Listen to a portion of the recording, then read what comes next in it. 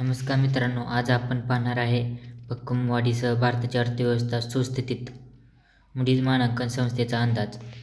नवी दिल्ली. भारताची अर्थव्यवस्था भक्कमवाढीसह चांगल्या स्थितीत असून येत्या काही महिन्यात महागाई कमी होण्याची अपेक्षा आहे.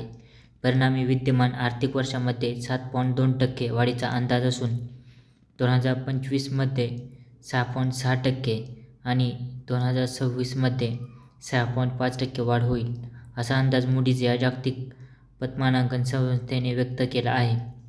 एप्रिल-जून तिमाहीत 6.7% विकासदर नोंदवल्यानंतर जुलै-सप्टेंबर तिमाहीत भारतीय अर्थव्यवस्था स्थिर गती कायम ठेवेल अशी अपेक्षा आहे.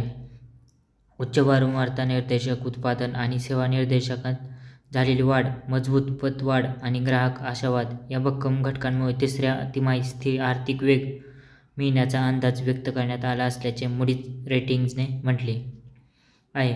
सध्याच्या सणासुदीच्या काळात वाढलेल्या खर्चामुळे आणि सुधारित शेतीमुळे ग्रामीण मागणीत सातत्यपूर्ण वाढ यामुळे घरगुती वापर वाढण्याची शक्यता आहे.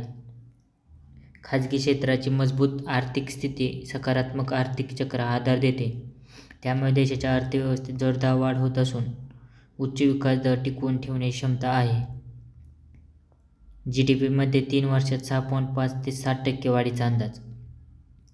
तसेच महागाई कमी होण्याची शक्यता.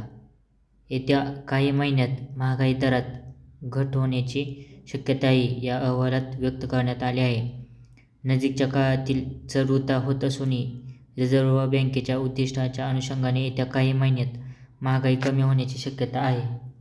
कारण जास्त पेरणी आणि अन्नधान्याचा पुरेसा बफर यामुळे अन्नधान्याच्या किमती कमी होतील. अन्नधान्याच्या वाढत्या किमती आणि मान्सून उशिरा महागाईमुळे बटाटे आणि कांद्यासारख्या भाजीपाला पिकांचे मोठ्या प्रमाणात नुकसान झाले. त्यामुळे ऑक्टोबरमध्ये महागाई 6% अशा 14 महिन्यांच्या उच्चांकी पातळीवर गेली आहे.